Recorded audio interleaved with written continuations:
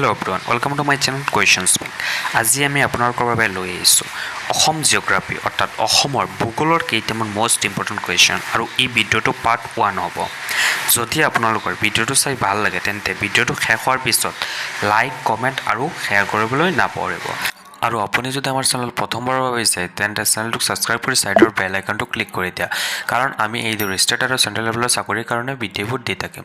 আহকচোন বাৰু উপলব্ধ নকৰাকৈ ভিডিঅ'টো আৰম্ভ কৰোঁ।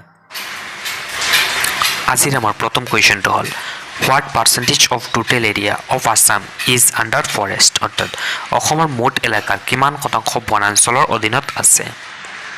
ইয়াৰ উত্তৰ হ'ব বি 34.21% অৰ্থাৎ 26,832 স্কোয়াৰ কিলোমিটাৰ। ইয়াৰে 66.58% হ'ল ৰিজাৰ্ভ ফৰেষ্ট আৰু 33.41% হ'ল আনক্লাছড ফৰেষ্ট।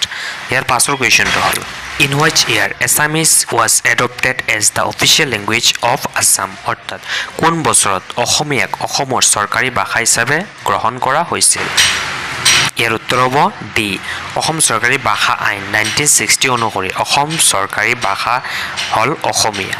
ইয়াৰ পাছৰ কুৱেশ্যনটো হ'ল ইন হুইচ ইয়াৰ টকলাই টে ৰিচাৰ্চ ইনষ্টিটিউট ৱাজ ষ্টাব্লিছ অৰ্থাৎ কোন বছৰত টকলাই চাহ গৱেষণা প্ৰতিষ্ঠা কৰা হৈছিল। ইয়াৰ উত্তৰ হ'ব 1911 চনৰ যোৰহাট জিলাত টকলাই টে ৰিচাৰ্চ ইনষ্টিটিউট স্থাপন কৰা হৈছিল। ইয়াৰ পাছৰ কুৱেশ্যনটো হ'ল in India the Brahmaputra river is almost 10 kilometre long অৰ্থাৎ ভাৰতত ব্ৰহ্মপুত্ৰ নদী প্ৰায় 10 কিলোমিটাৰ দীঘল। ইয়াৰ উত্তৰ হ'ব 916 কিলোমিটাৰ দীঘল অৰ্থাৎ এনচাৰ এ। ইয়াৰ পাছৰ কুৱেশ্যনটো হ'ল which of the following north eastern state shares the shortest boundary with Assam অৰ্থাৎ নিম্নলিখিত কোনখন উত্তৰ পূৰ্ব ৰাজ্যই অসমৰ সৈতে আটাইতকৈ চুটি সীমা ভাগ বতৰা কৰে। ইয়াৰ উত্তৰ হ'ব চি ত্ৰিপুৰা। অসমে ত্ৰিপুৰাৰ লগত আটাইতকৈ চুটি সীমা ভাগ বতৰা কৰে অৰ্থাৎ 46.3 কিলোমিটাৰ সীমা ভাগ বতৰা কৰে। ইয়াৰ পাছৰ কুৱেশ্যনটো হ'ল The Kaziranga National Park is located in which of the following ecozones অৰ্থাৎ কাজিৰঙা ৰাষ্ট্ৰীয় উদ্যান তলত উল্লেখ কৰা কোনটো পৰিৱেশ মণ্ডলত অৱস্থিত। ইয়াৰ এনচাৰ হ'ব বি ইণ্ডোমালয়া ইক'জ'নছ অত কাজিৰঙা ৰাষ্ট্ৰীয় উদ্যান অৱস্থিত। ইয়াৰ পাছৰ কুৱেশ্যনটো হ'ল which of the following is associated with Bordoichila in Assam অৰ্থাৎ নিম্নলিখিত কোনটো অসমৰ বৰদৈচিলাৰ সৈতে সম্পৰ্কিত। ইয়াৰ এনচাৰ হ'ব বি প্ৰি মনচুন ছিজন অৰ্থাৎ বাৰিষাৰ পূৰ্বৰ সময়ত অসমত প্ৰচণ্ড ধুমুহা হ'ল বৰদৈচিলা ঋতু। ইয়াৰ পাছৰ কুৱেশ্যনটো হ'ল Jatinga famous for mass suicide of migratory birds is located in which of the following district অৰ্থাৎ পৰিভ্ৰমী চৰাইৰ গণ আত্মহত্যাৰ বাবে বিখ্যাত জাতিংগা নিম্নলিখিত জিলাত অৱস্থিত। ইয়াৰ উত্তৰ হ'ব ডি ডিমা হাছাও। ভাৰতৰ অসমৰ ডিমা হাছাও জিলাত অৱস্থিত এটা শিখৰত থকা এখন গাঁৱৰ নাম হ'ল জাতিংগা। ইয়াৰ পাছৰ কুৱেশ্যনটো হ'ল ইন হোৱাইচ ইয়াৰ দ্য টে occasion centre in Guwahati was establish অৰ্থাৎ কোন বছৰত গুৱাহাটীত চাহৰ নিলাম কেন্দ্ৰ স্থাপন কৰা হৈছিল। ইয়াৰ উত্তৰ হ'ব এ গুৱাহাটীত চাহৰ নিলাম কেন্দ্ৰ বিশ্বৰ অন্যতম ব্যস্ত চাহ ব্যৱস্থা ই 1970 চনত প্ৰতিষ্ঠা কৰা হৈছিল। ইয়াৰ পাছৰ কুৱেশ্যনটো হ'ল Amchang wildlife sanctuary is located in which of the following district in Assam অৰ্থাৎ আমচাং বন্যপ্ৰাণী অভয়াৰণ্য অসমৰ তলৰ কোনখন জিলাত অৱস্থিত। ইয়াৰ উত্তৰ হ'ব এ অসমৰ গুৱাহাটীৰ কামৰূপ জিলাত অৱস্থিত আমচাং বন্যপ্ৰাণী অভয়াৰণ্য 78.64 বৰ্গ কিলোমিটাৰ এলেকাত বিস্তৃত। ইয়াৰ পাছৰ কুৱেশ্যনটো হ'ল which district of Assam has the highest number of tea gardens অৰ্থাৎ অসমৰ কোনখন জিলাত চাহ বাগিচাৰ সংখ্যা সৰ্বাধিক। ইয়াৰ উত্তৰ হ'ব ডি ডিব্ৰুগড় হ'ল ৰাজ্যৰ ভিতৰত সৰ্বাধিক চাহ বাগিচা থকা জিলা। ডিব্ৰুগড়ত প্ৰায় 177 চাহ বাগিচা আছে। ইয়াৰ পাছৰ কুৱেশ্যনটো হ'ল the average height of Assam from চে লেভেল ইজ সমুদ্ৰ পৃষ্ঠৰ পৰা অসমৰ গড় উচ্চতা হ'ল।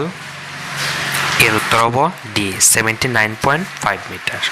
ইয়াৰ পাছৰ কুৱেশ্যনটো হ'ল ডেছ is the oldest refinery of Assam অৰ্থাৎ ডেছ ভাৰতৰ আটাইতকৈ পুৰণি শোধনাগাৰ।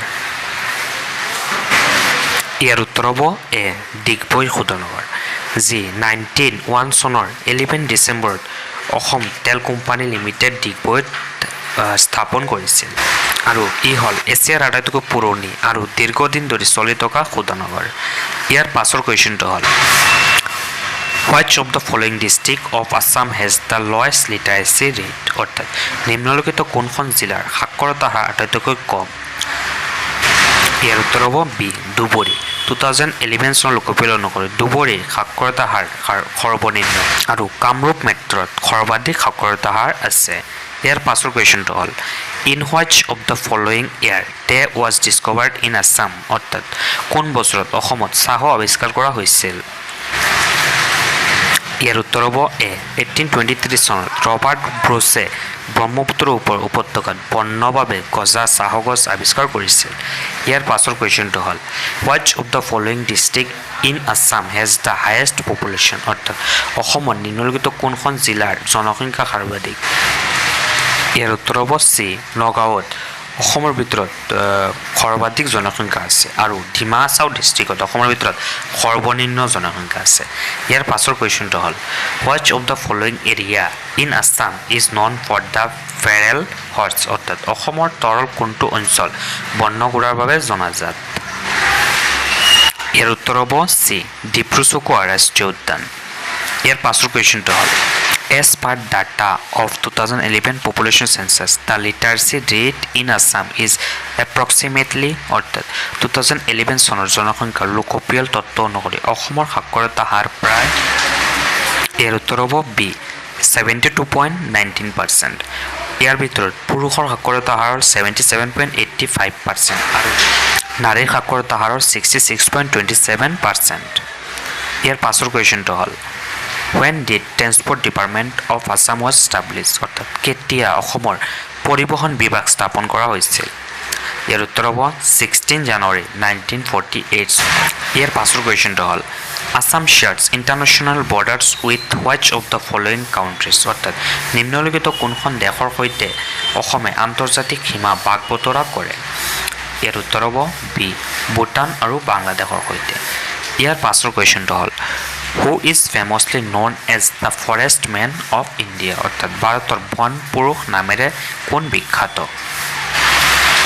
ইয়াৰ উত্তৰ হ'ব চি যাদৱমলাই পায়েং 65 বছৰীয়া যাদৱমলাই পায়েংক 2010 চনত বিশ্ব পৃথিৱী দিৱসত দিল্লীত ভাৰত চৰকাৰে দ্য ফৰেষ্ট মেনৰ উপাধি প্ৰদান কৰিছিল ইয়াৰ পাছৰ কুৱেশ্যনটো হ'ল Which of the following protected areas in Assam is known for the golden langur? অর্থাৎ অসমৰ নিম্নলিখিত কোনটো সংৰক্ষিত এলেকা সোণালী ৰেংগুৰৰ বাবে জনাজাত ইয়াৰ এনসাৰ হ'ব ডি চক্ৰশিলা বন্যপ্ৰাণী অভয়াৰণ্য চক্ৰশিলা বন্যপ্ৰাণী অভয়াৰণ্য হৈছে কোকৰাঝাৰৰ অন্তৰ্গত আৰু ভাৰতৰ ধুবুৰী জিলাৰ অলপ অংশত থকা বন্যপ্ৰাণী অভয়াৰণ্য চক্ৰশিলা পাহাৰক প্ৰথমবাৰৰ বাবে 1966 চনত সংৰক্ষিত বনাঞ্চল হিচাপে ঘোষণা কৰা হয় আৰু 1994 চনত 14 জুলাইত ইয়াক অসম চৰকাৰে অভয়াৰণ্যৰ মৰ্যাদা স্বীকৃতি দিয়ে ইয়াৰ পাছৰ কুৱেশ্যনটো হ'ল When did BTAD was established? অৰ্থাৎ কেতিয়া BTAD প্ৰতিষ্ঠা কৰা হৈছিল এনসাৰ হ'ব বি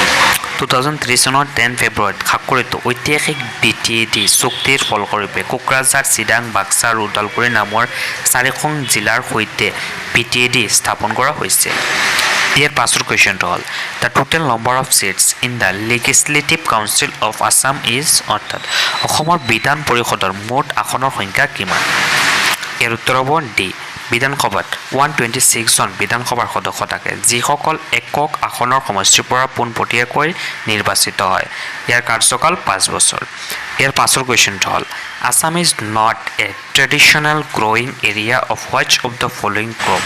অৰ্থাৎ অসম নিম্নলিখিত কোনটো শস্যৰ পৰম্পৰাগত বৰ্ধিত এলেকা নহয়